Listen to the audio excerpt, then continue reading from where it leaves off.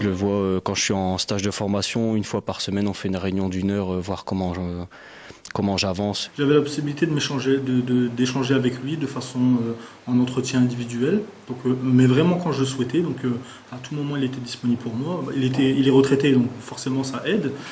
Mais comme par exemple dimanche, j'étais chez lui toute l'après-midi pour préparer un peu aujourd'hui mon entretien. Donc vraiment m'accompagner du début jusqu'à la fin dans tous les temps. Laisser la place au stagiaire de trouver sa place. de la trouver et Ouais, de l'apprendre voilà, aussi. de l'apprendre. De pouvoir mettre en œuvre son action s'il en a envie et de ne pas devoir à chaque fois demander entre guillemets l'autorisation ou de dire bah voilà, moi mon projet c'est ça, c'est la chose que j'ai envie de mener et j'ai besoin d'un accompagnement mais j'ai pas besoin derrière d'avoir quelqu'un qui scrute par derrière moi, c'est prendre sa place. Mais on a besoin d'apprendre par nous-mêmes et de faire des erreurs. L'inconvénient, c'est quand on est dans une structure, moi je prends mon cas où je suis censé développer un secteur qui était inexistant jusque-là, il y a des enjeux.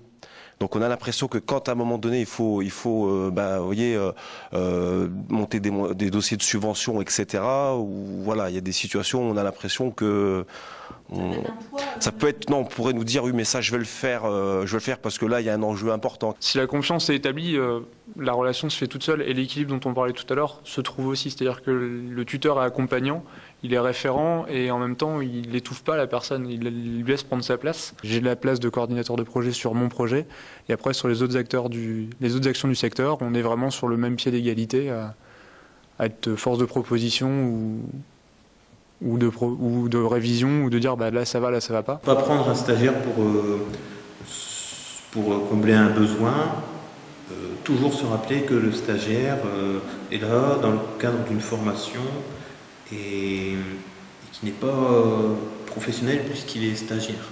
C'est d'expliquer au tuteur qu'à un moment donné, il doit rester objectif dans la mesure où il ne doit pas mélanger, parce que s'il il a d'autres fonctions, voilà, de rester objectif sur le stage et le projet à réaliser, et non pas sur tout mélanger, parce que sur une évaluation, ça peut influencer. Et ça, je pense qu'il faut vraiment rester professionnel du début jusqu'à la fin. C'est pas facile. La distinction entre la fonction de directeur et de tuteur, des fois, Des fois, il oublie qu'on est en formation, quoi. Hein, donc il dit il y a du boulot, je dis oui, il y en a une formation, nous aussi on a des écrits, on a pas mal de travail à faire.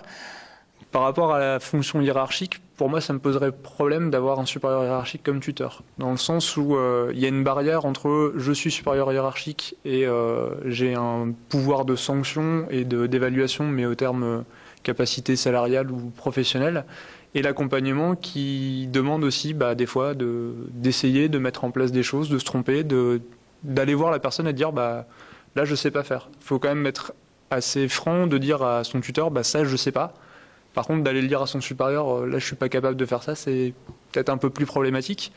Donc pour moi il y a peut-être une ambivalence qui est pas très bonne là-dessus. Alors pour moi le bon tuteur c'est celui qui fait bien l'interaction entre ce qui se passe dans la formation en centre avec la formation sur le terrain et qui est bien dans une transmission de savoir.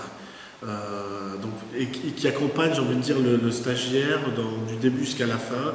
Et donc un bon tuteur, c'est celui qui s'investit et sur le terrain, et on le voit de toute façon. Il faut savoir que pour le tuteur, le fait d'avoir un stagiaire, c'est un investissement en temps, c'est un investissement en travail également. Je pense que c'est quelqu'un qui va savoir prendre en compte l'individu comme il est. Parfois, certaines personnes arrivent avec de réelles problématiques de vie personnelle. La formation est un véritable enjeu. C'est savoir leur donner les moyens finalement de se réaliser à travers cette formation. Faut pas laisser le stagiaire démuni, quoi. Je pense que le tuteur il est là pour justement lui donner des armes et pour qu'il se professionnalise au maximum.